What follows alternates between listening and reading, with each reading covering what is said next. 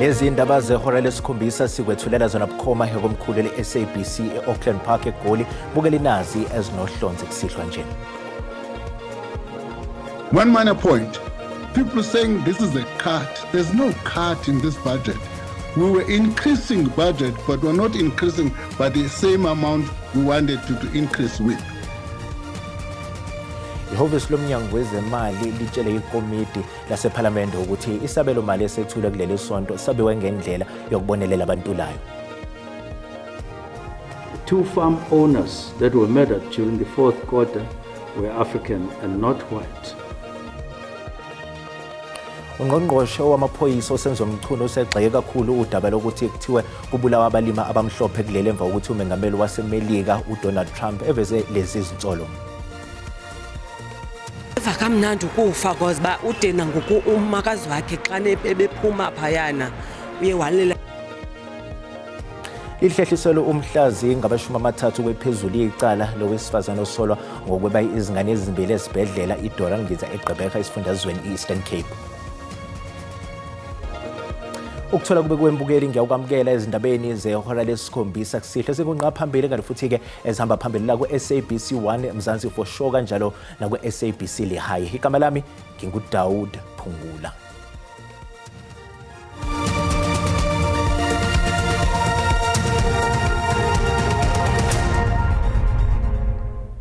Ihhovisi lomnyango wezemali litshele ikomiti lasephalamende ukuthi isabelo mali esethule kuleli sonto sabiwe ngendlela yokubonelela abantulayo. Leli hhovisi lichazele amakomiti abhekele ezemali ngokuthi sizokhuliswa kanjani isikhwama sikahulumeni nokuthi izosetshenziswa kanjani imali ke kule minyaka emithathu ezayo. Amaqembu kaphikisayo ephalamende akhala ke ngokwenyuswa kwentela yopetrol abathi ke kuzozwela kakhulu kulabo abantulayo.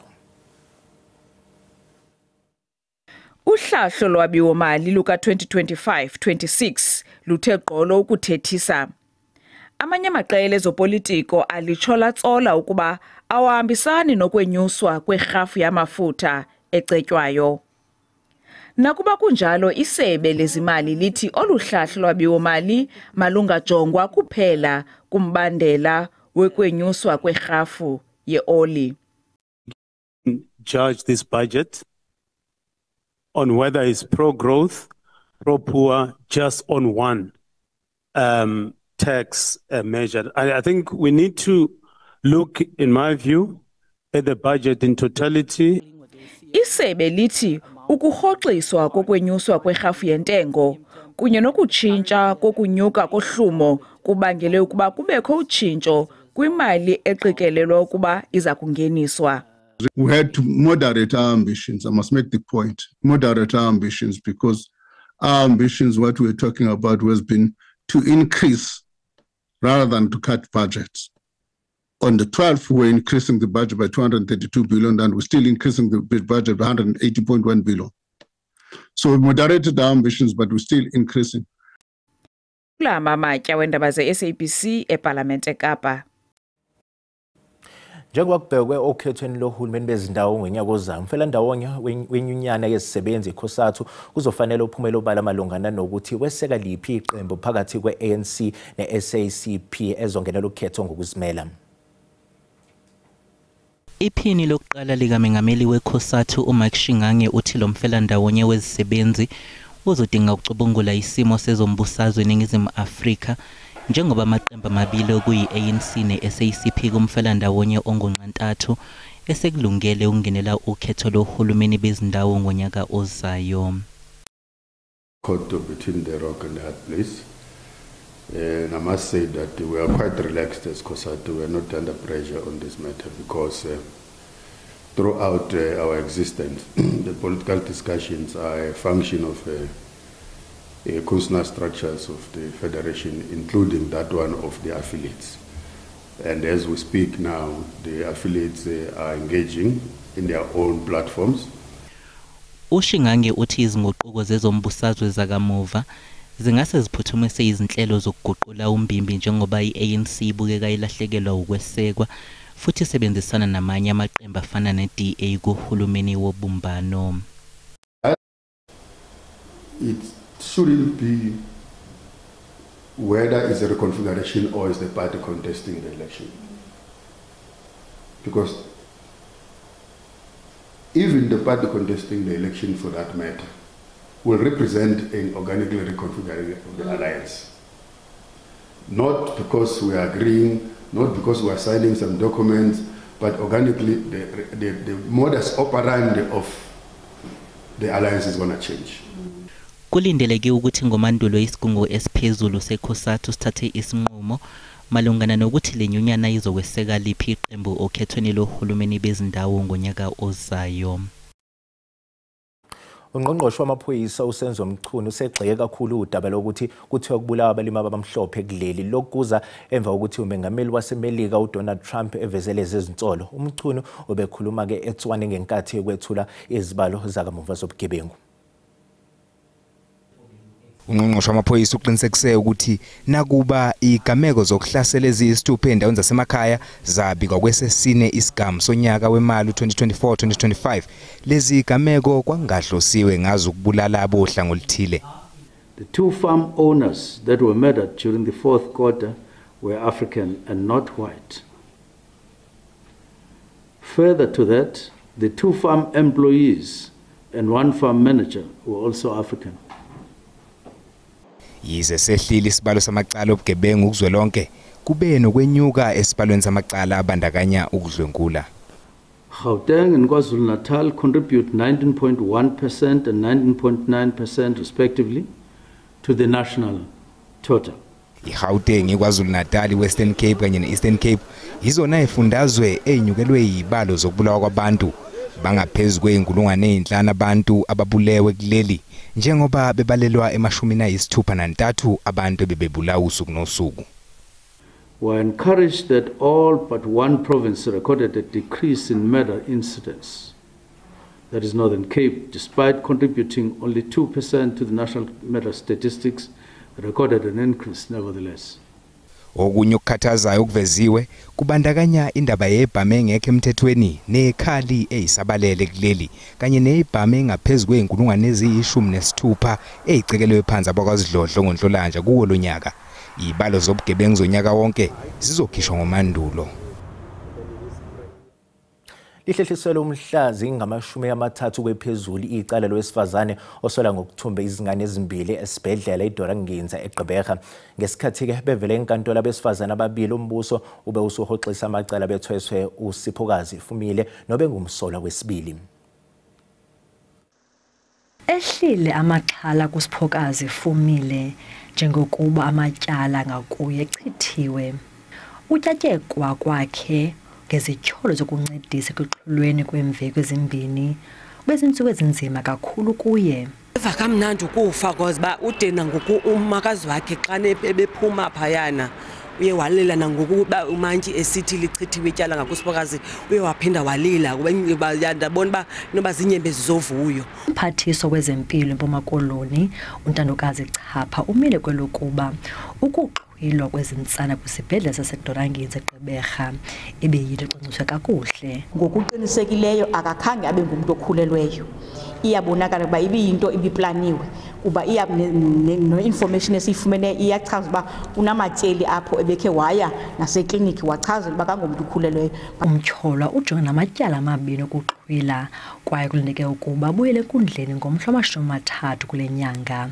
I-NPA iza kusichasa isicelo sebail. Siligunya lezitshutshiso sijonge ngamehlo abukhali ezizityholo nesicinga uba zinobuzaza kakhulu.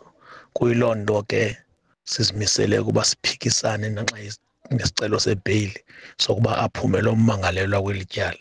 Izimveko zimbini zifunyenwe zisempilweni ixesha zibuyela esibhedlele. Oomama babo nabo bafumana inkxaso ngokwasengqondweni. Ndingulerato Fekisi kwiindaba ze-SABC eGqeberha. Amaqembu ehlukene ezombusazwe eParliament anembono engefani ngesichibiyelo sakamumva ngokushicilelwa kwezinguquko ngomthetho olawulo uhlelo lwe-BEE okungelokufula kwabantu abamnyama emabhizinisini. Lesi sinyathelo ke sakamumva senziwe ungqongqoshe wezokuxhumana uSoli Malathi emva kohambo likaMengameli wezwe uCyril Ramaphosa kwelaseMelika.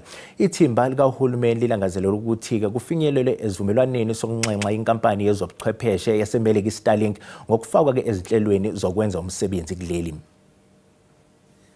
Government of National Unity has, identified the attraction of investment as a key focal point as part of building inclusive growth for our economy. But it is important to make the point that this is not about, and I heard in your introduction mentioning some companies, this is about broadening up the space to attract international investments in this space, and to ensure that new market entrants, including those that may be offering new or disruptive technologies, will be able to make commitments that are aligned with South Africa's socio-economic development goals. The DA welcomes the move by Minister Malatsi on the proposed amendments to the country's ICT legislation. The historic lack of political will and failure to amend legislation has delayed our development. This has hindered access to the economy for many South Africans. We call on all South Africans to use this opportunity to make their views known and to help ensure that their voices are heard during this historic period. Of concern is a clear national security threat posed by Starlink, as its owner has secured a manipulation of the laws of a country through the use of disinformation and by exerting his power and influence over the president of the US. To surrender our telecommunication capabilities and allow him access and control in a country he has accused of a genocide is a threat to our nation. Bokeleke sisathi ku ezitolo kanti uma sibuya sizokuphathela udaba oluthini. Even if we have to sit late on Tuesday and Wednesday, I want to conclude the arguments. That's the only thing from our side. Inkantolo ephakeme ese-Western KPT izolalela izethulo zokugcina ngaphambi kokuba ekhiphe isinqumo ngolwesine eSaldanha Bay ecaleni lokuthunjwa kukaJocelyn Smith.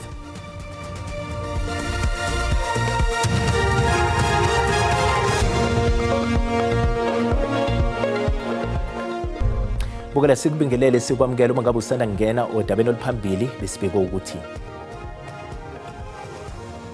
ihhovisi lomnyango wezemali litshele ikomiti lasePhalamende ukuthi isabelo mali esethule kuleli sonto sabiwe ngendlela yokubonelela abantulayo.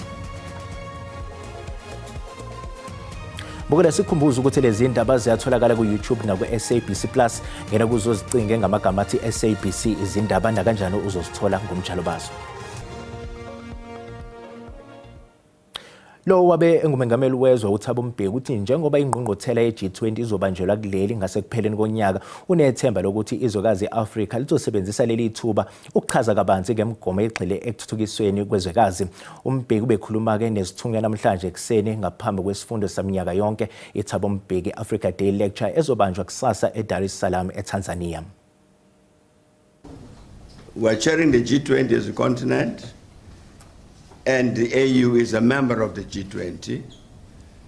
And therefore, this is, in a sense, a golden opportunity for us to elaborate policies about the development of Africa, which become part of global policy.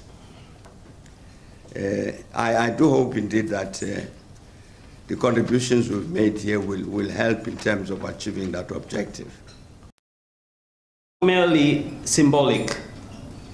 It is an unprecedented opportunity for Africa to assert its voice, champion its priorities, and shape the direction of global economic governance. Kulindele ukuthi umbuso ubize ufakazi omusha ecaleni lokubulawa kukaSenzo Meyi wangomsombuluko, lokho kulandela ukuthi kumiswe isikhashana kokuphekwa ngemibuzo komphenyeko phambili uBrigadier Bongani Gininda obephekwa ngo-Advocate Charles Mnisi. On the 7th, on the 5th, I came here and I told the court that we have requested the record, the AVL record of the Red Golf. But then we were told that the Red Golf was not fitted with an AVL gadget.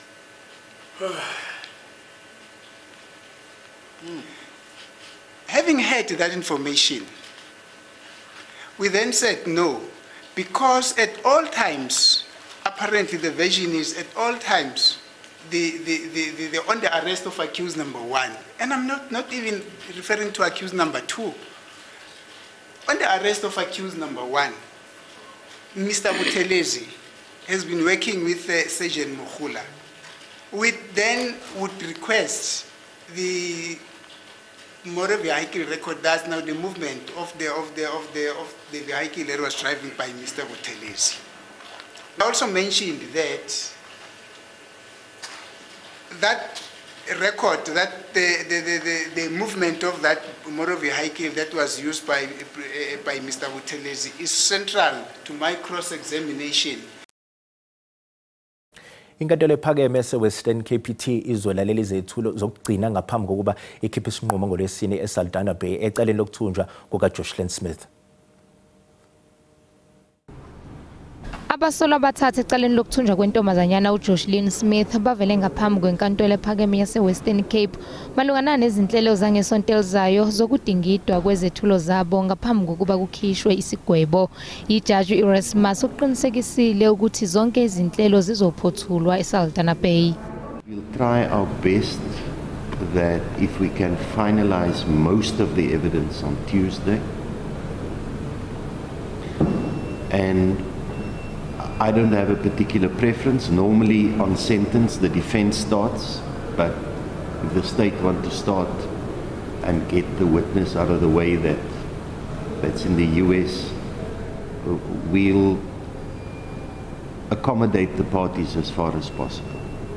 Umshushisi unxuse ukuthi ungoti wezokuthunjwa naye abe elunga ukuze akwazi ukuchaza amanye amaphuzu ngaphambi kokuphothulwa kwecala. Ngokudlule ijaji Erasmus wanxusa abasolwa ukube basebenzisane nombuso ngobunye ubufakazi obungalekelela izethulo ezandulele isigwebo. Even if we have to sit late on Tuesday and Wednesday, I want to conclude the arguments for the latest Wednesday evening.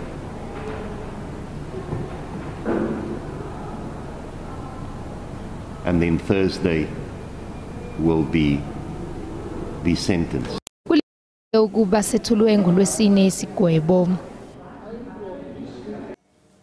Umengameli we-ANC uCyril Ramaphosa ulindele ukuba ethule inkulumo kusasa eThekwini emngcwabeni obe yiphini likamengameli wophiko lwabesifazane ku-ANC uLungi Mnganga Gcabashe. Umnganga Gcabashe obeseneminyaka engama-69 edla inhlamvana ushonele emzini wakhe Westville ngesonto eledlule emva kokugula isikhashana. Ubeyilungu lesigungu esiphezulu ku-ANC kanti waqokwa njengephini likamengameli wophiko lwabesifazane ku-ANC ngo-2023. Uchazwe njengomuntu obenganakho ukwesaba nanjengomholi obezinikele emsebenzini wakhe, kanti umngcwabo wakhe ozokuba seNkosi Albert Luthuli Convention Center eThekwini ulindele ukuba kuhanjelwe abalandeli abaningi beqembu. Bacele emashumini amabili abantu asebetakuliwe emayini iStillwater eWestern Area laba ke bavaleleke emgodini izolo kanti bathi abakaze bakuthi mbibe ukudla kodwa ke bathi bajabulile ngokuthi sebephumile.